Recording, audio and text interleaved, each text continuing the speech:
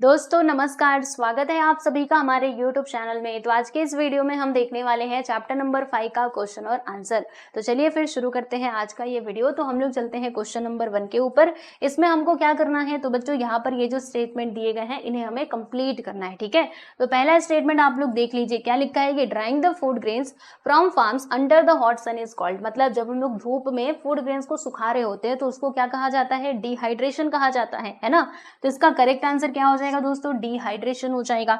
Next है यहाँ पे कि materials like milk are instantly cold after heating up to a certain high temperature, this method of food preservation is called. बताओ क्या कहा जाता है। जैसे दूध को हमने क्या किया, एकदम से उसको खूब गर्म किया, फिर उसके बाद हम लोग बच्चों उसको क्या कर लेते हैं, ठंडा कर देते हैं। तो ये जो प्रोसेस होता है ना, इसके थ्रू क्या किया जाता है, दूध को प्रिजर्व करके रखा जाता है। सो दिस मेथड इज, क्या कहते हैं इसको, पैस्चराइजेशन कहते हैं बच्चों, ठीक है। तो ये इसका करेक्ट आंसर हो जाएगा। सॉल्ट क्या है, तो ये एक natural type of food preservative है ना।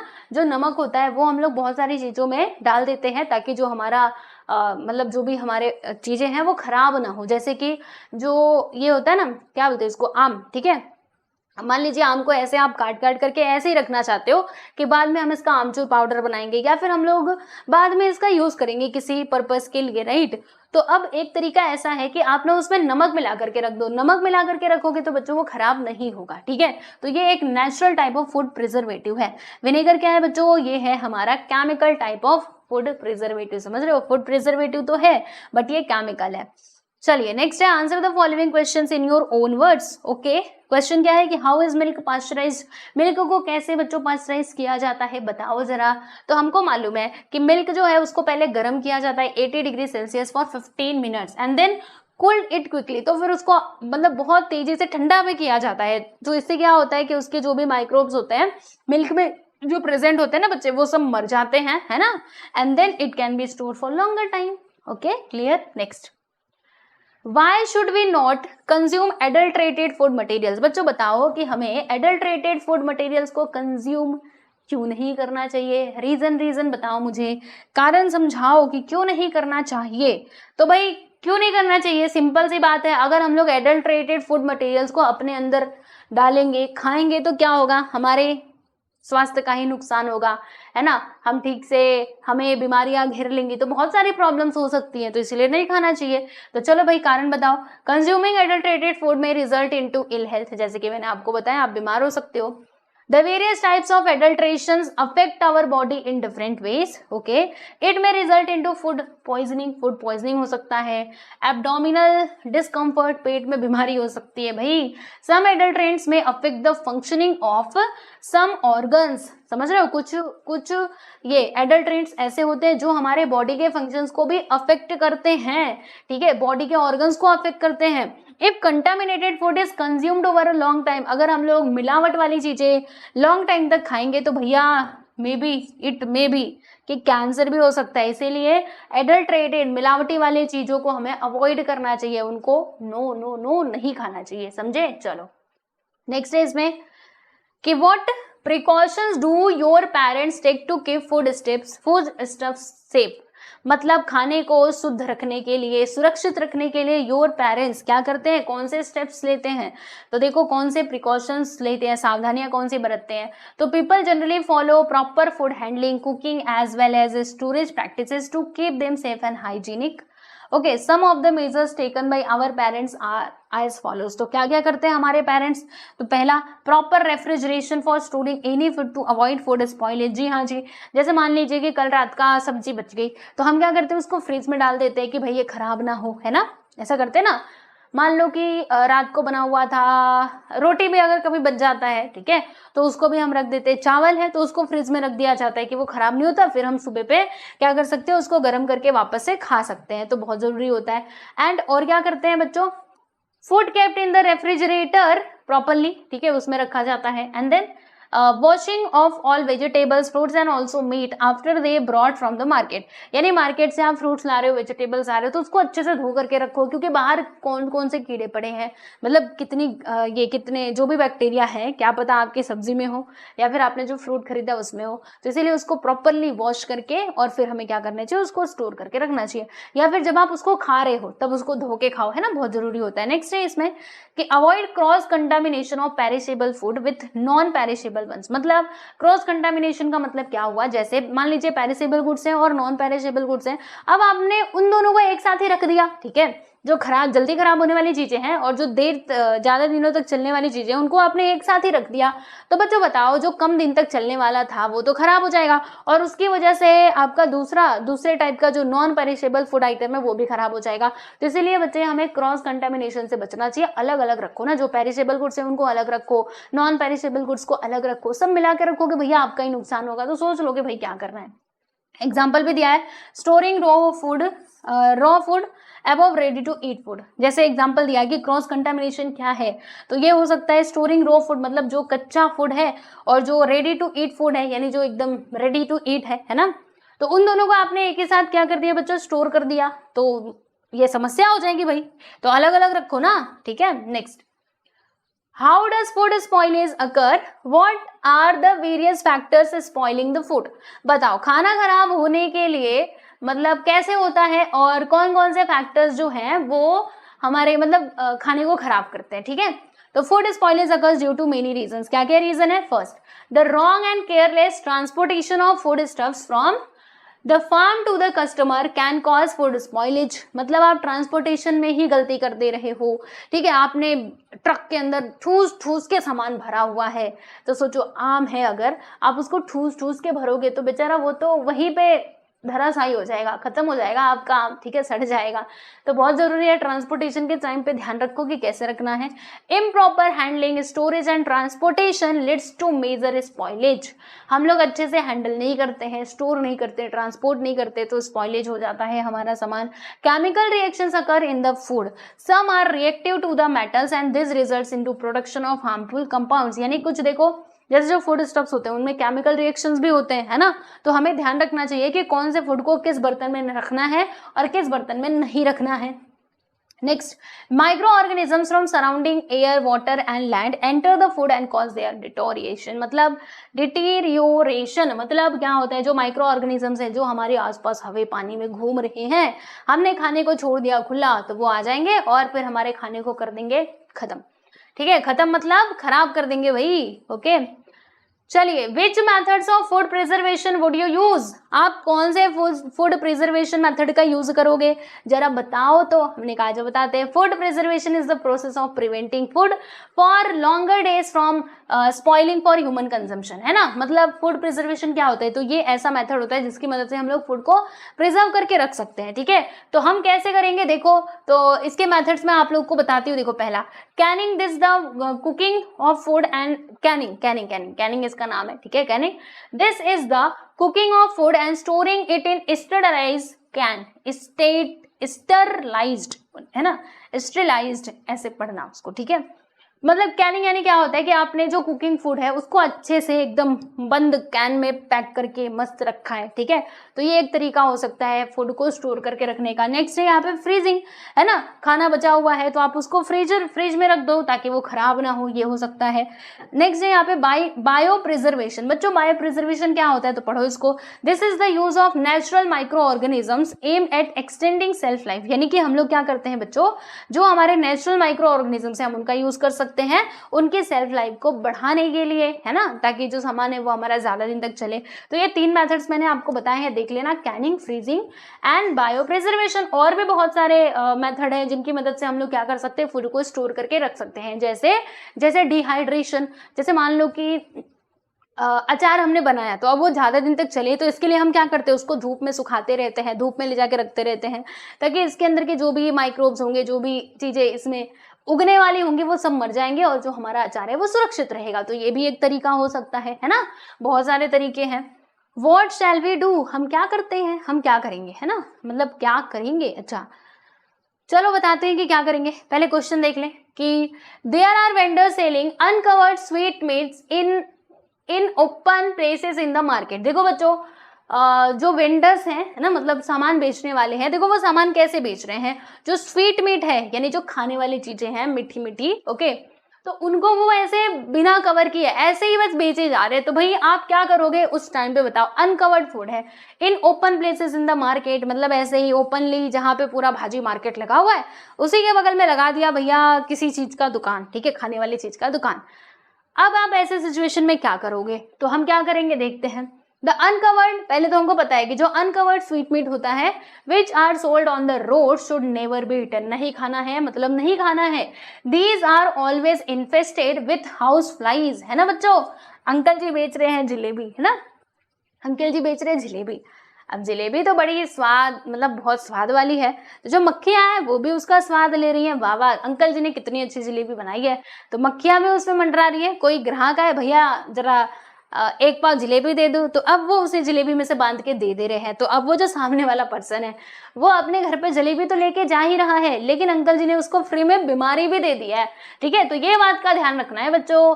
Okay, so such food is contaminated and is bad for health. Okay, हमारे स्वास्थ्य के लिए हानिकारक है भाई। According to food safety and standardization act 2006 such vendors can be punished, यानी जो भी ऐसा काम कर रहे होते हैं, लोगों की भावनाओं के साथ खेल रहे होते हैं, उनकी जो हेल्थ है उसके साथ खेल रहे होते हैं भाई, उनको पनिश किया जा सकता है। एक्ट भी है, देख लो 2006।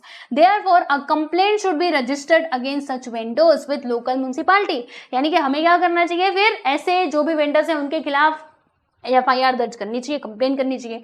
We must also persuade other people to avoid such uncovered food, और जो दूसरे लोग हैं उनको भी जागरूक करना चाहिए कि भैया देखो वो अनकवर्ड फूड वहां पे मिलता है, so don't buy that food because it will affect your health. Okay, चलिए नेक्स्ट क्वेश्चन यहाँ पे सी, अरे भैया सी नहीं बी। अ पानी पूरी वाला इज सर्विंग द पानी पूरी विथ डर्टी हैंड्स। लो जी, अब आगे महाराज, पानी पूरी तो बेच रहे हैं, है ना, बच्चे बड़े चाव से खा रहे हैं, लेकिन देखो इनके हाथ है गंदे और उसी हाथ से दे रहे हैं। पानी भरा है ना, मतलब छोला भरा, जो भी आलू जो भी है वॉटेवर, ठीक है, उसको भरा, पानी में डुबाया, लेकिन हाथ तो साफ नहीं करे ना, उसी हाथ से सुरती तंबाकू है ना, वो भी बना के खा रहे हैं, और क्या कर रहे हैं, और वो पानी पूरी भी खिला रहे हैं बच्चों को। तो बताओ, ये तो गलत बात है ना, ऐसा नहीं, उनको नहीं करना चाहिए। हाथ धो लीजिए, आपने कुछ और काम किया, ठीक है, तो हाथ धो लो, साफ सफाई करी, उसी हाथ से पानी पूरी देने लगे, सो ऐसा नहीं होना चाहिए। ठीक है, तो हमें क्या करना है, देखो, we should make other people aware about the possible effects of consuming dirty pani puri, है ना। तो हमें लोगों को अवेयर करना चाहिए कि तुम अगर डर्टी पानी पूरी खाओगे तो तुम्हारा स्वास्थ्य खराब हो जाएगा, ध्यान रखो। We should also tell the pani puri वाला to clean his hands as ही में infect many people with such contamination, यानी हम उसको, जो पानी पूरी वाला है, हम कहेंगे भैया देखो अगर आप ऐसा कर रहे हो तो देखो भाई आप ना लोगों के साथ खेल रहे हो, तो इसीलिए आप अपने हाथ साफ करके पानी पूरी बेचिए। आपको पानी पूरी बेचने से कोई नहीं रोक रहा, लेकिन थोड़ी साफ सफाई रखनी भी बहुत जरूरी है भाई, जरूरी है। Next, we have purchase a large quantity of fruits and vegetables, यानी लार्ज क्वांटिटी में बच्चों हमने क्या कर लिया है, फ्रूट्स एंड वेजिटेबल्स को परचेस कर लिया है। अब ऐसे टाइम पे हमको क्या करना चाहिए, हमने बहुत ज्यादा मात्रा में फ्रूट्स ले लिए, वेजिटेबल्स ले लिए, तो अब क्या करेंगे, चलो देखते हैं। All the fruits and vegetables that have been purchase from the market should be clean by thorough washing, यानी कि हमें क्या करना है, पहले तो उसको अच्छे से क्लीन करना है, धोना है। Then they should to wipe with a clean cloth, यानी उसको साफ भी तो कर दो, अच्छे कपड़े से, साफ कपड़े से उसको पूरा सुखा दो। इफ दे आर पेरिसेबल, अगर वो पेरिसेबल है, ज्यादा समय तक टिक सकते हैं, तो they should be stored in refrigerator in a proper way, तो रेफ्रिजरेटर में उसको अच्छे से बच्चों स्टोर करके रखो। If there is no refrigerator, अगर तुम्हारे पास रेफ्रिजरेटर नहीं है तो एक और काम कर सकते हो, then these should be kept in a porous basket, मतलब एक बास्केट है जिसमें छेद नहीं होता, मतलब जहां से हवा पास हो सकती है, तो उस बास्केट में रखो। And covered over with paper और क्लीन क्लॉथ, और उसको कवर्ड करो क्लीन पेपर या फिर क्लॉथ के साथ, तभी वो सुरक्षित रहेगा, वरना ला करके मार्केट से ऐसे फेंक दिया तब वो खराब हो जाएगा। चलिए नेक्स्ट देखते हैं। We need to protect food stuffs from pest like rats, cockroaches, wall lizards etcetera, यानी कि फूड स्टफ से हमको क्या, मतलब ये जो भी ये होते हैं ना पेस्ट होते हैं, पेस्ट्स जैसे कि रैट हो गया, कॉकरोचेस हो गए, और छिपकली हो गई, है ना, छिपकली, तो उनसे प्रोटेक्ट हमें मान लीजिए करना है फूड स्टफ्स को, तो क्या कर सकते हैं, the food stuffs should be stored in safe and clean place, है ना, उसको अच्छी जगह पे रखो, साफ सुथरी प्लेस पे रखो। The place of storage should be clean, protected and covered, okay, ढका हुआ होना चाहिए ताकि चूहा कितना भी कोशिश कर ले उसमें घुस ना पाए। अभी कुछ दिन की बात है, कितना, एक ही दिन हुआ होगा, 2 दिन, क्या हुआ था कि चावल था हमारे घर पे, ठीक है, जो चावल के छोटे छोटे दाने नहीं होते हैं, तो वो हमने उसको एक थैली में बांध के रखा था, और सोचा था कि चिड़िया को डालेंगे, चिड़िया खाएगी, ठीक है, वो चिड़िया के लिए रखा हुआ था। तो मेरी मम्मी ने उसको प्रॉपरली, थोड़ा हमारे बालकनी में ही रखा था, ओके, तो उसको प्रॉपरली एक बॉक्स में, बॉक्स नहीं मतलब ऐसे बास्केट होता है ना, उसमें रखा, और उन्होंने उसको बास्केट से ढका भी था, ठीक है, ताकि चूहा ना आ पाए। तो चूहे ने क्या किया पता है, वो क्योंकि प्लास्टिक का बास्केट था तो उसको कुतर कुतर के अंदर तक गया और फिर उसने चावल को खाया। तो सोचो ऐसे रखेंगे तो चूहा तो खाएगा ही, इसीलिए प्रॉपरली उसको सेफ जगह पे रखना चाहिए, घर के अंदर रखो, जैसे हमने बालकनी में रखने की गलती कर दी थी, ठीक है। चलिए, the place of storage should be clean, protected and covered, जैसे कि मैंने आपको बताया, कीपिंग देम इन रेफ्रिजरेटर और food cupboard is a better, एक minute, is a better way of protection. बच्चों यहाँ पे अ को अलग कर लेना, आप सभी जानते हैं अ बेटर, ठीक है, ये हो जाएगा, इतना तो आप कर सकते हैं। नेक्स्ट है यहाँ पर, नेक्स्ट है यहाँ पर, कहाँ गया कहाँ गया कहाँ गया, यहाँ यहाँ। बच्चों find the odd man out, बच्चों आपको अभी बताना है ऑड मैन आउट बताना है, चलो भैया बता लेते हैं। First one, salt, vinegar, citric acid, sodium benzoate, तो इनमें से ऑड क्या होगा बच्चों बताओ। ये है हमारा नमक, ये है विनेगर, ये है सिट्रिक एसिड, सोडियम बेंजोएट, तो इसमें ऑड क्या होगा, ऑड तो हमारा सॉल्ट हो जाएगा, क्योंकि ये है नेचुरल प्रिजर्वेटिव, है ना, ये नेचुरल है ना, नेचुरल प्रिजर्वेटिव है, और बाकी सब तो केमिकल वाले हैं, है ना, विनेगर बोल लो, sodium benzoate, citric acid, okay, तो इसीलिए इसमें ऑड क्या होगा, सॉल्ट हो जाएगा, क्लियर, ओके। नेक्स्ट, इसमें क्या है भाई, लकी दाल, brick dust, metanil yellow, turmeric powder, ओहो, तो ये है। तो बच्चों इसमें ऑड क्या होगा, what do you think about it, बताओ मुझे, इसका आंसर नहीं लिखा हुआ है, लकी दाल, brick dust, metanil yellow, turmeric powder, तो इसमें ऑड क्या होगा, आपने चैप्टर पढ़ा है ना, चैप्टर में ब्रिक डस्ट हमने पढ़ा था, मेटानिल येलो पढ़ा था, टर्मरिक पाउडर पढ़ा था, लकी दाल हमने नहीं पढ़ा है ना। तो इसमें बच्चों क्या होगा ऑड, सोचो सोचो और मुझे बताओ। ये ना मैं आप लोगों के लिए होमवर्क के तौर पे छोड़ती हूँ, देखो यहाँ पे आंसर नहीं लिखा है और मैं सोच रही हूँ इसमें ऑड लगाया क्या जाए, मतलब मैं भी थोड़ा सोच रही हूँ, क्योंकि ये वाली दाल जो है ना वो हमारे चैप्टर में आई नहीं थी, okay, so I have to search about this dal, what is this, okay, so ये मैं आपको होमवर्क दे रही हूँ और इसका आंसर मुझे आप लोग कमेंट सेक्शन में दीजिएगा, थोड़ा इसके ऊपर रिसर्च करो और मुझे आंसर बताना, ठीक है, बताओगे ना पक्का, ये मैं आप लोग के ऊपर छोड़ रही हूँ। चलिए नेक्स्ट, बनाना, एप्पल, गुआवा, आलमंड, आलमंड, तो इसमें ऑड क्या है बच्चों, बनाना, एप्पल, गुआवा, हम सभी को पता है ये होते हैं हमारे फूड्स नहीं फ्रूट्स होते हैं, और जो कि पेरिशेबल होते हैं ना, पेरिशेबल मतलब जो कि जल्दी से खराब हो जाए, है ना। तो एक मिनट, एक तो होता है बच्चों नॉन पेरिशेबल, दूसरा होता है पेरिशेबल। पेरिशेबल और नॉन पेरिशेबल मतलब देखो, एक ऐसा फूड स्टफ होता है जो जल्दी से खराब हो जाता है और ऐसा फूड स्टफ होता है जो जल्दी से खराब नहीं होता है, ठीक है, तो इसमें भी वैसा ही है, इनको हम ज्यादा दिन तक स्टोर करके नहीं रख सकते हैं, बट आलमंड को तो रखा जा सकता है, बादाम, है ना, तो इसमें अलग क्या होगा, ये हो जाएगा आलमंड, ठीक है। चलिए अब देखिए और भी है क्या इसमें, और भी है, स्टोरिंग, फ्रीजिंग, सेटलिंग, ड्राइंग, इसमें क्या होगा हमारा, अलग अलग क्या होगा, तो बच्चों अलग हमारा हो जाएगा स्टोरिंग, ठीक है। चलिए नेक्स्ट है, क्योंकि देखो फ्रीजिंग फ्रीज कर रहे हो, सेटलिंग मतलब सेटल कर रहे हो, ड्राइंग सुखा रहे हो, ओके। चलिए कंप्लीट द चार्ट बिलो, बच्चों इसको कंप्लीट करना है, आ जाओ देखते हैं। टर्मरिक पाउडर, इसमें एडल्ट्रेंट क्या होता है, मेटानिल येलो मिला हुआ होता है। ब्लैक पेपर में सीड्स ऑफ पपाया, पपाया के दाने, क्योंकि ब्लैक पेपर और पपाया के दाने दोनों एक जैसे दिखते हैं, ठीक है, तो उसमें रवा में आयरन फिलिंग्स, ओके, आयरन के छोटे छोटे टुकड़े उसमें मिला दिए जाएंगे, हमको पता नहीं चलेगा। कई बार हम रवा खाते हैं ना तो हमारे दांत के नीचे कुछ, मतलब उसको इतने अच्छे से साफ किए रहो फिर भी दांत के नीचे ऐसा कड़क कड़क सा कुछ आ जाता है, ठीक है। तो मुझे अब जब मैंने ये पढ़ा चैप्टर देन मुझे पता चला, अच्छा तो वो यही होगा, आयरन फिलिंग ही होगा जो हम खा रहे थे और दांत के नीचे आ रहा था, ठीक है। नेक्स्ट है हनी, हनी का क्या हो जाएगा बच्चों, वाटर ऑफ जैजरी, उसमें आपने गुड़ का पानी मिला दिया हो तो ये भी मिलावट हो सकती है। Explain why this happens and suggest possible remedies, आप बताओ कि ऐसा क्यों होता है और कुछ रेमेडीज भी बताओ, ठीक है, मतलब उसका दवा भी बताओ ऐसे, ठीक है। तो क्वेश्चन क्या है हमारा कि क्वालिटेटिव वेस्टेज ऑफ फूड, तो बताओ बच्चों क्वालिटेटिव वेस्टेज ऑफ फूड क्या होता है, तो आज देखते हैं। क्वालिटेटिव मतलब जब हमारे फूड की क्वालिटी बिगड़ जाती है, the deterioration of quality of the food results into qualitative wastage, है ना, फूड की क्वालिटी बिगड़ गई।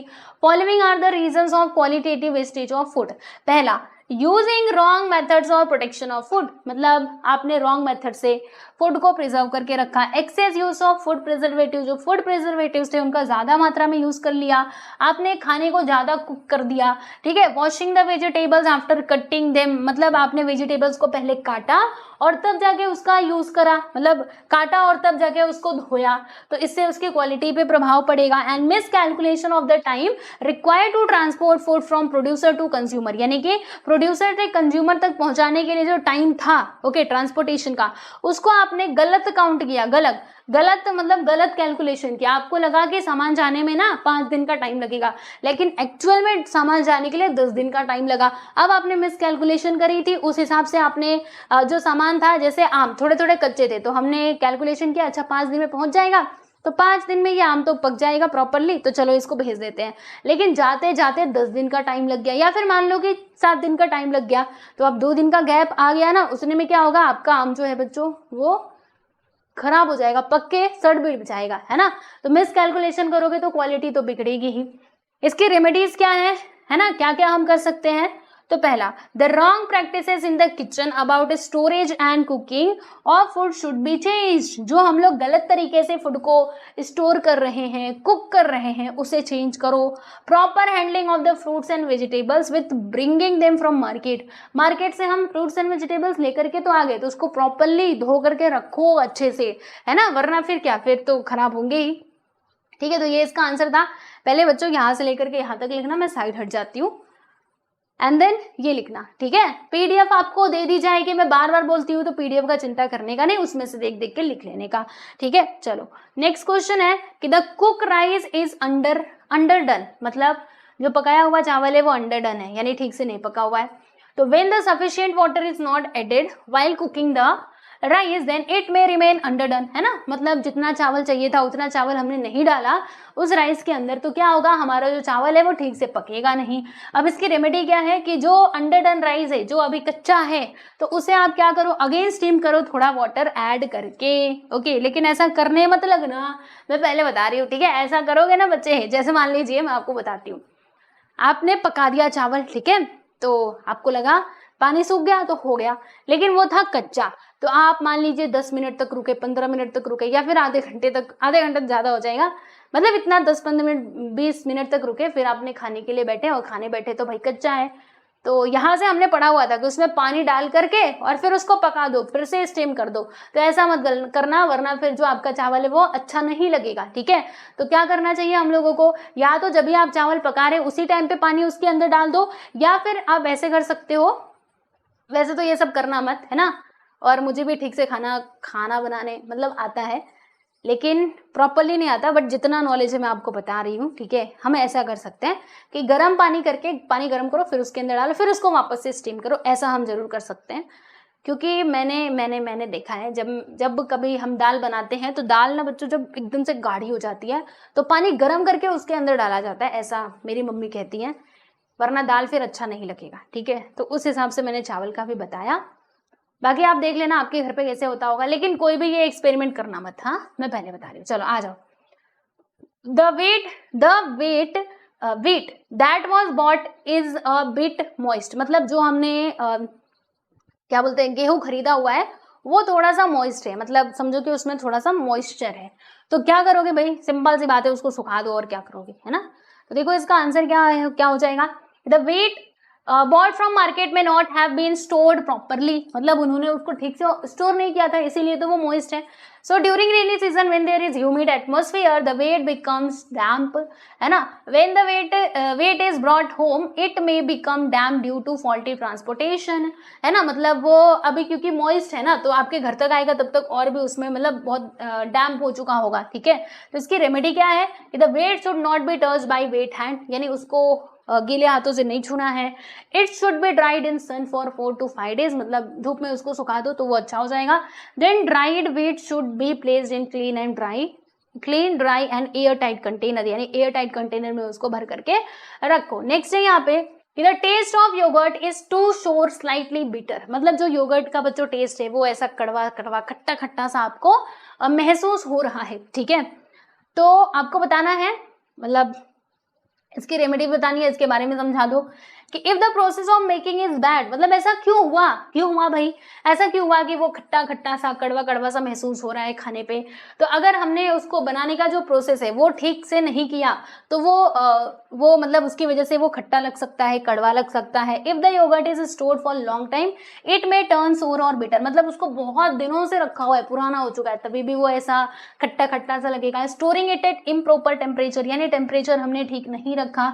Also results into similar problems, मतलब ये सारे कारण हो सकते हैं। रेमेडीज क्या है भाई कि थ्रो द बीटर योगर्ट, यानी जो बीटर योगर्ट है उसको फेंक दो। ओके, इफ सोर it can be transform into butter milk और ऐड शुगर टू इट, यानी कि अगर वो सोर है, ठीक है, तो आप क्या कर सकते हो, उसको transform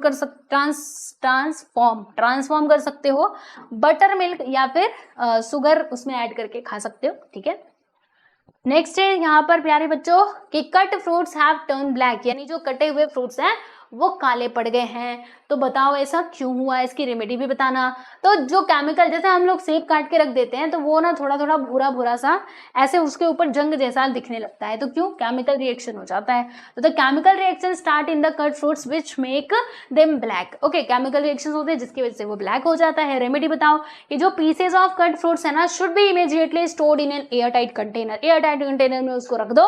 okay, seasoning the fruits pieces with slight sugar और salt also prevents the blackening, यानी आप क्या कर सकते हो, उसको थोड़ा थोड़ा सीजनिंग मतलब थोड़ा सा आप उसको आंच पे मतलब सीजनिंग कर दो। सीजनिंग आप सभी लोग जानते हो, ठीक है, उसमें थोड़ा सा नमक डाल के या फिर चीनी डाल के, तो ऐसे भी आप उसको प्रिजर्व करके रख सकते हो। ठीक है, चलिए गिव रीजंस बताने हैं बच्चों। पहला question, food remain safe at 5 degree Celsius, क्यों, रीजन बताओ क्यों ऐसा।